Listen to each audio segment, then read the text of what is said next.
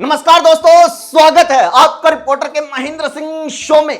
आज के शो में हम मोदी भक्त जेन-ज़ी की बात करेंगे। जी हाँ, वही जेन-ज़ी जिसे देश की राष्ट्रपति का नाम बेशक ना पता हो, लेकिन अंजलि अरोड़ा की सारी जीवनी याद है।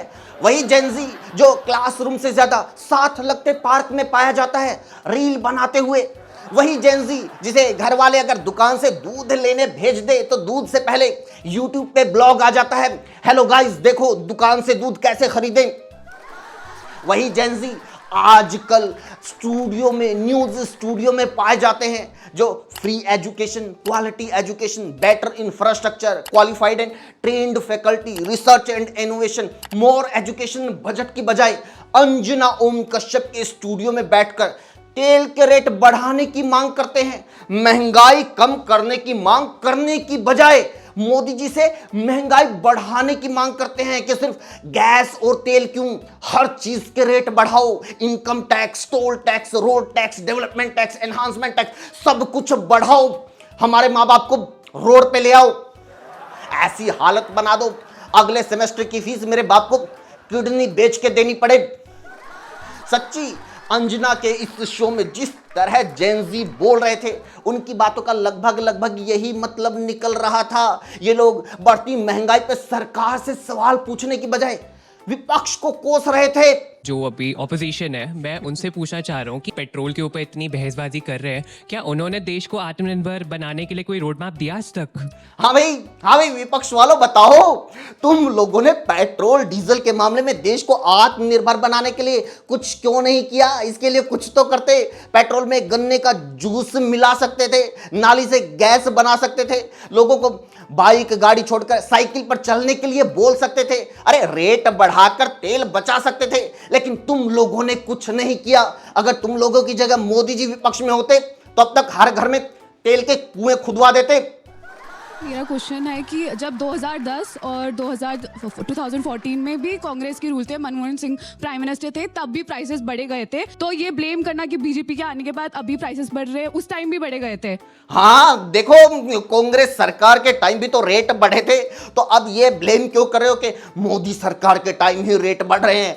हर एक मोदी सपोर्टर की जुबान पे ये दलील पक्का होती है। मैं बता रहा हूं, जिस तरह चल रहा है अभी ये दलील सिर्फ टीवी स्टूडियो में दी जा रही है, 2-4 साल के बाद सेम आर्गुमेंट कोर्ट में भी दी जाएंगी। अरे जज साहब, मैंने तो वो सिर्फ चोरी की है, पिछले साल तो किसी ने डाका भी मारा था।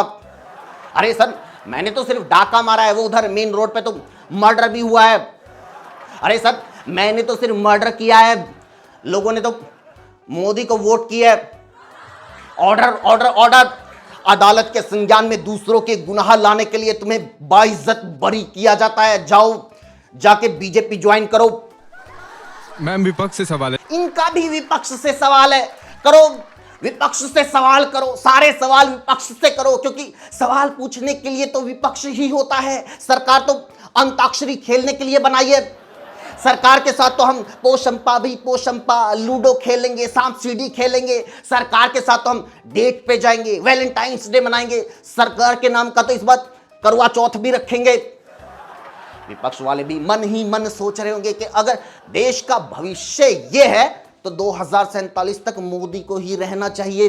सिर्फ हमारी ही जवानी क्यों बर्बाद हो? मजा तो तब आएगा जब ये जेन-ज़ी भी 5 किलो राशन की लाइन में खड़े होंगे और इनकी औलाद अंजना के शो में बोलेगी, मोदी जी और रेट बढ़ाओ, हमारे बाप के पास बहुत माल है। देश ऐसे विपरीत परिस्थितियों में पड़ता है तो ये विपक्ष के लोग अगेंस्ट क्यों हो जाते हैं? इंस्टेड ऑफ के साथ आके काम करना चाहिए। कैसे साथ काम करें? क्या मोदी के साथ राहुल विदेश यात्रा पे चले जाए, पीएमओ में बैठ के लॉकडाउन का ऐलान कर दे, गडकरी के साथ बैठकर टोल काटने लग जाए, या धर्मेंद्र प्रधान के साथ नीट के पेपर बांटने लग जाए पेपर से एक दिन पहले? नहीं, मतलब साथ काम करने का क्या मैकेनिज्म है? मोदी जी विपक्ष के साथ मीटिंग तो करते नहीं है, इनको साथ में काम करवाना है। और इनको इस बात से भी आपत्ति है कि विपक्ष विरोध क्यों करता है। क्या करे विपक्ष? गली गली जाकर मोदी के पोस्टर चिपकाए, रैलियों में मोदी के लिए वोट मांगे, अपने सारे विधायक और सांसदों को बीजेपी के यहां छोड़ाए, सारा विपक्ष बीजेपी ज्वाइन कर ले, तो फिर सवाल किससे पूछोगे? कैरी मिनाटी से? इन विपक्ष अभी जैसे डरा रहा है कि साइकिल से जाना पड़ेगा, ये करना पड़ेगा। विपक्ष डरा रहा है? अरे मेरे भाई, ये हो रहा है, ये रियल में हो रहा है। विधायक, सांसद, सरकार के मंत्री साइकिल पे चल रहे हैं, मुख्यमंत्री पैदल चल रहे हैं, देश की मीडिया घुटनों पे चल रही है और जनता रेंग के। पीएम ने यही कहा है कि आप अभी कम ट्रेवल कीजिए। सुझाव दिया है। हाँ, तो सुझाव दिया है तो मानो तो सही, खुद तो मानो। इतने लोगों को स्टूडियो में बुलाने की क्या ही जरूरत थी? ये लोग गाड़ी में ही बैठ के आए होंगे या इनको पैराशूट से गिराया है? और ये जो स्टूडियो में गेस्ट बुला रखे हैं, ये भी तो तेल फूक के आए होंगे या इनको डाउनलोड कर लिया था अच्छा खासा। ये सारे बच्चे अपने घर में बैठे हुए थे, कम से कम अपना खुद का तो टाइम खराब कर रहे होते, अब तो पूरे देश का कर रहे हैं। 2013 की जब बात हुई थी उस टाइम पे 12 आवर्स के लिए जब देश में पेट्रोल पंप्स बंद होते थे, तो उस टाइम पे क्राइसिस भी इतने हाई लेवल के नहीं थे। नहीं, ना ना ना ना, उस टाइम पर कहां क्राइसिस होते थे। अफगानिस्तान अमेरिका वॉर 20 साल चला, इराक अमेरिका वॉर 9 साल चला, खाड़ी युद्ध, खाड़ी संकट 7 महीने चला, पूरी दुनिया में आर्थिक मंदी आई, क्रूड ऑयल के रेट ऑल टाइम हाई हुए। वो क्राइसिस थोड़े थे। क्राइसिस तो अब आया है। एक को हमने वोट देकर चुना है, एक को हवन करके जिताया है। तो अब तो क्राइसिस है, तो ऑपोजिशन को उसको साथ देना चाहिए, ना कि भड़कना चाहिए। ये कह रहे हैं कि ऑपोजिशन को साथ देना चाहिए। असल में तो सच बताऊं, मैं भी कह रहा हूं कि ऑपोजिशन को सच में मोदी सरकार का पूरा पूरा साथ देना चाहिए। हर एक पेट्रोल पंप पे खड़े होके मोदी मोदी के नारे लगाने चाहिए। जो भी कहे कि तेल महंगा हो गया है, उसे पकड़ के पीट देना चाहिए। देशद्रोही कहीं का।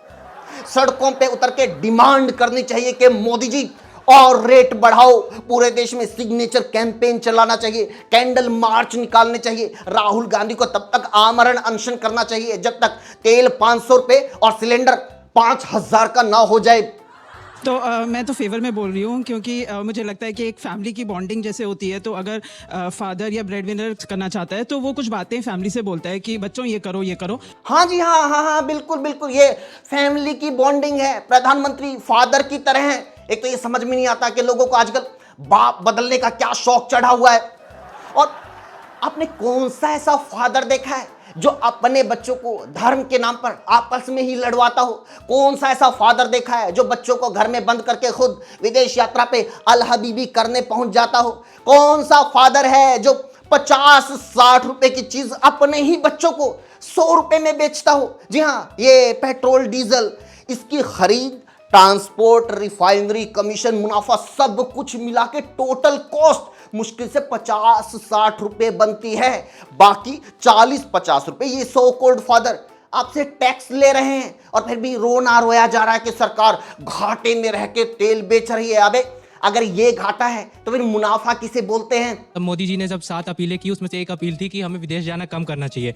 आज सुबह सुबह ही वो विदेश निकल गए। आपको लग रहा है वो घूमने गए हैं? घूमने नहीं गए, लेकिन आपको लग रहा है वो घूमने गए? अरे हाँ, घूमने गए हैं। घूमने नहीं तो क्या वो हारमुज का गेट खोलने गए हैं?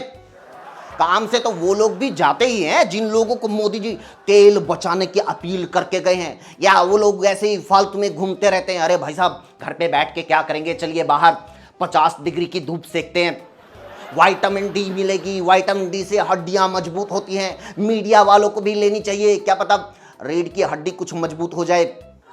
और अंजना जी, बच्चे पे इतना गुस्सा क्यों हो रही हो? इतने लोगों में अगर किसी ने सरकार से एक सवाल पूछ लिया तो इतना परेशान होने की क्या जरूरत है? जबकि ये आपका काम है, जनता को बताना आपका काम है कि सरकार देश के साथ क्या खेल खेल रही है। 1,32,754 करोड़ का जो तेल आयात किया गया था, उसमें से 52,826 करोड़ का तेल कंपनियों ने दूसरे देशों को वापस बेच दिया। यानी हम दूसरे देशों को तेल एक्सपोर्ट कर रहे हैं और हमें यह बताया जा रहा है कि हमारे यहां तेल की किल्लत है। और सुनिए, पिछले 12 साल में मोदी सरकार आम जनता से तेल पर टैक्स लेकर 44 लाख करोड़ रुपए कमा चुकी है। जी हां, 44 लाख करोड़ टोटल मुनाफा।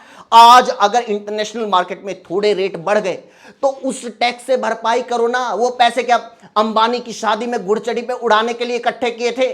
और अगर ऑयल कंपनियों की बात की जाए तो उन्होंने भी 12 साल में 3.5 लाख करोड़ का क्लियर मुनाफा कमाया है। पता है कितना होता है? भारत का 1.5 साल का टोटल रक्षा बजट, 3 साल का टोटल हेल्थ बजट, मनरेगा का 5 साल का टोटल बजट।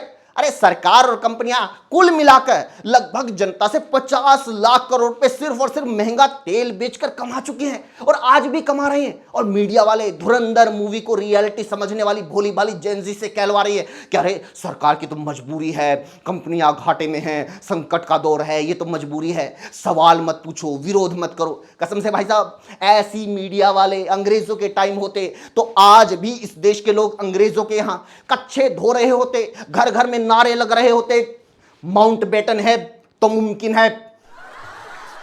इसी के साथ वीडियो में इतना ही दोस्तों। कैसी लगी कमेंट करके जरूर बताइए और लोगों तक पहुंचाइए, वीडियो को शेयर कीजिए। हमसे जुड़ने के लिए हमें इंस्टाग्राम पर भी फॉलो कीजिए, चैनल को जरूर सब्सक्राइब कीजिए। Thank you so much.